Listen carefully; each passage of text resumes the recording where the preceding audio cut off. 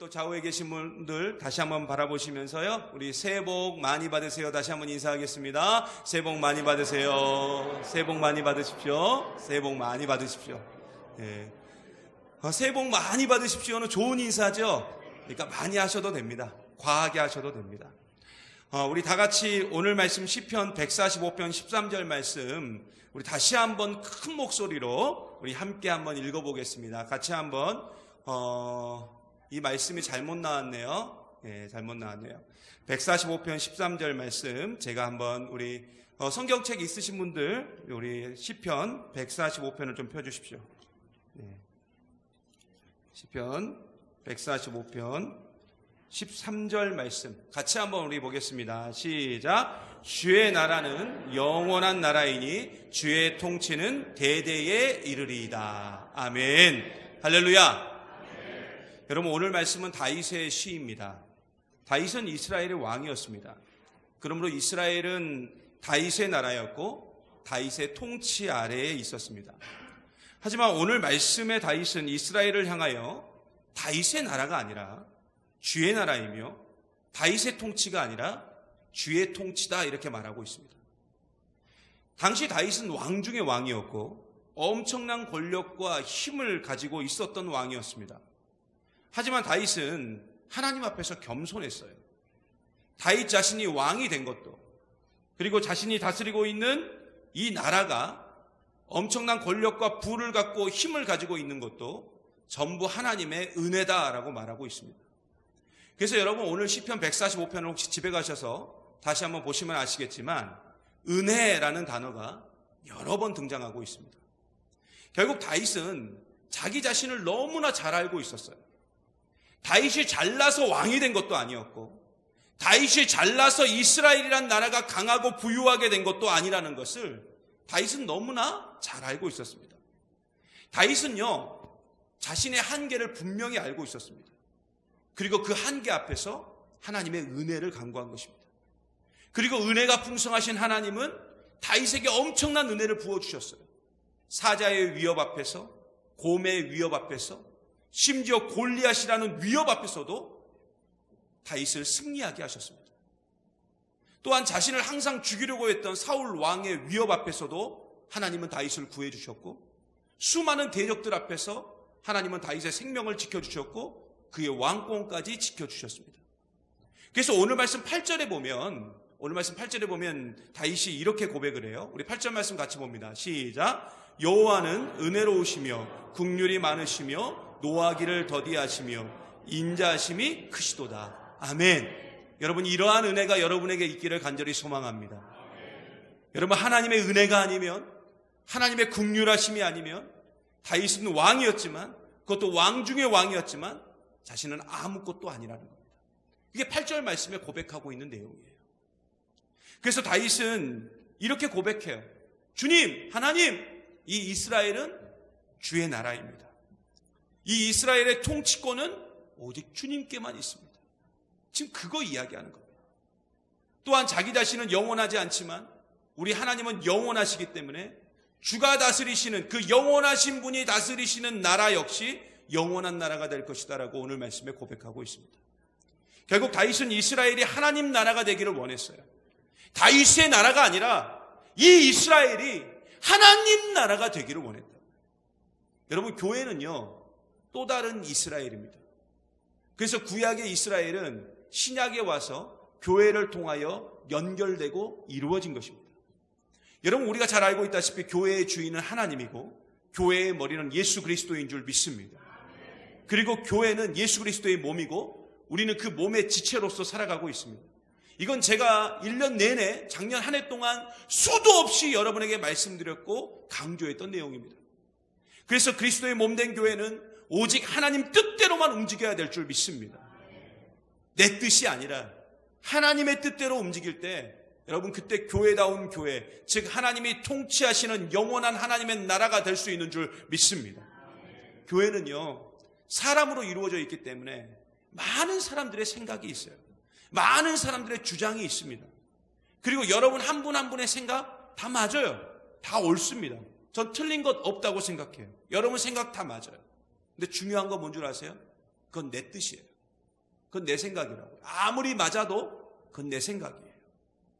그래서 우리는 내 뜻과 내 생각이 하나님의 생각과 하나님의 뜻에 맞나 늘 하나님의 이 말씀을 통해서, 이 성경 말씀을 통해서 수시로 살펴봐야 돼요. 왜 묵상해야 되느냐? 왜 아침마다 우리가 큐티해야 되느냐? 왜 새벽에 나와서 기도해야 되느냐? 왜 우리가 매일마다 말씀을 읽어야 되느냐? 내 뜻이 하나님의 뜻과 맞나 살펴보는 거예요. 여러분의 생각이 다 맞아요. 여러분의 말씀도 다 맞습니다. 여러분의 뜻도 다 맞아요. 그런데 중요한 건 뭐냐? 하나님의 뜻과 하나님의 생각과 맞지 않는다면 틀린 거예요. 하나님의 나라는 하나님의 통치가 있을 때 이루어질 수 있습니다. 그러므로 우리가 하나님 나라를 경험하지 못하는 것은 지금 하나님의 뜻이 아니라 내 뜻대로 살아가고 있기 때문에, 내 뜻을 말하고 내 뜻을 주장하고 내 뜻대로 행하고 있기 때문에 우리가 하나님 나라를 경험할 수 없는 것입니다. 모든 중심이 하나님이 아니라 나 자신이기 때문에 우리가 하나님 나라를 경험할 수 없는 것입니다. 내 삶의 우선순위가 먼저 그의 나라와 그의 의를 구해야 되는데 전부 나에게 있기 때문에, 자기 자신에게 맞춰져 있기 때문에 우리는 하나님 나라를 경험할 수 없는 거예요. 여러분, 우리가 잘 알고 있다시피 나는 누구입니까? 우리는 죄인이에요. 우리는 죄인입니다. 이걸 인정할 줄 알아야 돼요. 물론 우리는 예수님을 믿고 의인이 되었습니다. 하지만 내 삶의 주인이 예수님이 아니라 나 자신일 때 결국 우리는 죄를 따르게 되고, 죄를 따르게 되면 내 삶은 지옥으로 변할 수밖에 없습니다. 그러므로 우리는 내 삶의 주인이 누구인지, 우리 가정의 주인이 누구인지, 우리 교회의 주인이 누구인지를 우리가 바르게 알고 가야 될 줄 믿습니다. 여러분, 왜 세상이 점점 악해져 가고 왜 좋은 소식보다 좋지 않은 뉴스들, 좋지 않은 소식들만 들려오는 줄 아십니까? 바로 이 세상의 주인이 누구인지를 모르니까. 그래서 전부 자기의 소견에 옳은 대로 행하기 때문에 세상이 점점 지옥이 돼가는 것입니다. 여러분, 구약성경 사사기의 그 맨 마지막 부분에 보면은 이렇게 증거하고 있어요. 우리 사사기 21장 25절 말씀 우리 같이 한번 보겠습니다. 같이 봅니다. 시작. 그때에 이스라엘에 왕이 없으므로 사람이 각기 자기의 소견에 옳은 대로 행하였더라. 아멘. 물론 여러분, 사사시대에는 왕이 없었습니다. 하지만 아니에요. 성경을 자세히 보면 왕이 계셨습니다. 그래서 하나님은 이스라엘 민족이 왕을 달라고 하나님 앞에 요구했을 때 거부하신 거예요. 왜요? 이미 왕이 있는데 왜 자꾸 왕을 달라고 하느냐? 그럼 그 왕이 누구냐 이거죠. 바로 하나님 자신이 이스라엘의 왕이었습니다. 하지만 이스라엘 민족은 하나님을 왕으로 인정하지 않았어요. 지금의 교회가 하나님을 교회의 주인으로 인정하지 않는 것처럼, 예수님을 교회의 머리로 인정하지 않는 것처럼 이스라엘 민족은 멀쩡히 살아계신 왕이신 하나님을 왕으로 인정하지 않았어요. 그래서 그들에게 왕은 없었습니다. 왕이 없으니 사사기의 말씀대로 전부 각기 자기의 소견에 옳은 대로 행했습니다. 그리고 그 결과 어떤 일이 벌어졌나요? 이스라엘은 엄청난 핍박과 고난과 어려움을 당하게 되었습니다. 자기의 소견에 옳은 대로 살면 천국을 경험할 줄 알았는데 결론은 지옥이었어요. 교회도 마찬가지입니다. 교회에는 이미 주인이 있는 줄 믿습니다. 그런데 우리는 그 주인 대신, 그리고 머리 대신 예수님을 자꾸 무시하면서 살아가고 있다는 것입니다. 그래서 모든 중심이 내가 되어야 되고 오직 내 뜻대로 해야 이 교회가 잘 될 수 있다고 생각하며 살아가고 있습니다. 하지만 교회의 중심은 예수 그리스도이고 교회는 오직 예수님 뜻대로 살 때 하나님 나라를 경험할 수 있는 줄 믿습니다. 제가 우리 교회에 부임해서 가장 제일 많이 강조하는 것, 내년 주제, 내년 표어도 하나님 나라입니다. 교회는 하나님 나라가 돼야 돼요. 여러분, 하나님 나라는 주일에도 말씀드렸지만 정말 좋은 곳입니다. 그래서 하나님 나라에 우리가 꼭 가야 될 이유가 바로 거기에 있는 거예요. 너무 좋으니까. 결국 교회가 하나님 나라가 되면 사람들은 알아서 찾아옵니다. 왜요? 좋으니까요. 거기가 좋으니까요. 오지 마라 그래도 옵니다. 여러분, 지난번에도 말씀드렸듯이 제가 아는 분 중에 한 분이 매 주일마다 여수공항으로 가세요. 아침에. 여수공항에 가서 비행기를 타서 서울로 갑니다. 왜 가시느냐? 예배드리러 가는 거예요. 참 신기하지 않습니까? 순천의 교회가 그렇게 많은데 왜 그분은 주일 아침마다 여수공항에 가서 비행기를 타고 서울로 올라갈까요? 그분에게 물어봤어요. 왜 그러십니까? 그분이 생활이 넉넉해서 시간이 많아서 그런 게 아니에요. 왜 올라가냐고 물어봤더니 예배드리러 간대요. 예배드리러. 순천에 교회다운 교회가 없어서, 그 교회다운 교회를 찾다 보니까 없어서 서울로 올라가는 것입니다. 여러분, 천국은요, 침노하는 자의 것입니다. 천국을 사모하는 자는 결국 아까워하지 않습니다. 여러분, 마태복음 13장에 보면 예수님께서 하나님 나라에 대해서 비유로 말씀하시면서 밭에 감추인 보화를 발견한 사람이 그 밭을 사기 위해서 자신의 모든 소유를 다 팔아서 그 밭을 샀다는 이야기가 나옵니다. 그게 천국의 비유예요. 결국 천국은요, 사모하는 자의 것이고 이런 사람만이 천국, 즉 하나님 나라를 경험할 수 있는 줄 믿습니다.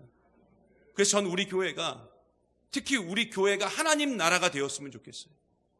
오히려 서울에서 순천으로 KTX 타고 비행기 타고 천국과 같은 교회가 순천에 있다, 용당동에 있다, 팔마고와 효상고 사이에 있다, 여기 있다 하면서 좀 오셨으면 좋겠어요. 근데 이러한 하나님의 나라는 그냥 만들어지지 않죠. 우리가 오직 주의 통치, 하나님 뜻대로 순종하며 살 때 만들어지고 세워지는 줄 믿습니다. 그렇다면 하나님의 뜻이 뭘까요? 하나님의 뜻은 여기에 있습니다. 여기에 있습니다. 근데 여기에 있는 모든 것들을 쥐어 짜고 하나로 딱 만들어낼 수 있는 게 있어요. 그게 어디냐?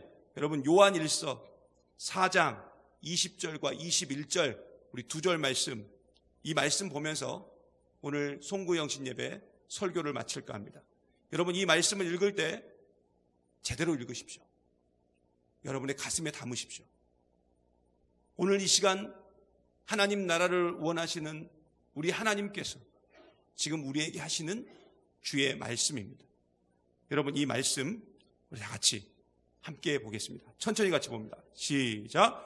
누구든지 하나님을 사랑하노라 하고 그 형제를 미워하면 이는 거짓말하는 자니 보는 바 그 형제를 사랑하지 아니하는 자는 보지 못하는 바 하나님을 사랑할 수 없느니라. 우리가 이 계명을 주께 받았나니 하나님을 사랑하는 자는 또한 그 형제를 사랑할지니라. 아멘. 아멘.